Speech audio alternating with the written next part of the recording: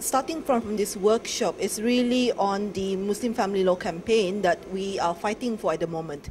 Because as we all know, since the original 1984 Islamic Family Law was created, there's been amendments, progressive set of amendments in 1994, and the last round was in 2005, where you see a regression in Muslim women's rights, in general. For example, an easy example would be polygamy, for example. From the original 5 conditions that were imposed on men before they were permitted to contract a polygamous marriage, and they now only have to satisfy one of 2 conditions.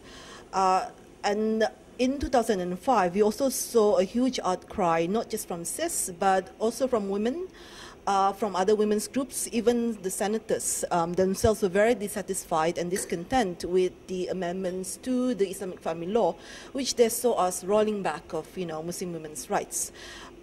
Since then, we have lobbied for amendments to be pushed through to the Parliament again to further amend the Islamic Family Law so that some of the regression can be stopped, and some of the kinds of unjust laws, amendments that were passed, can also be rolled back as well. At the moment, unfortunately, we last heard maybe about 2 years ago that that the government was working on amendments, that it will be pushed through, but we have heard nothing really since then. The amendments have become stuck. At the moment, right now, this year, we are really kickstarting our campaign to push through with our Muslim Family Law.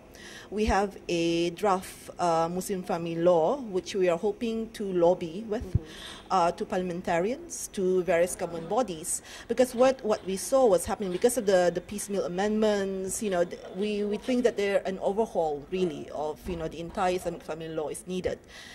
So alongside the amendments to the current Islamic Family Law, we're also pushing for this a just Muslim Family Law that would actually bring about justice, rights, equal rights between men and women in the family.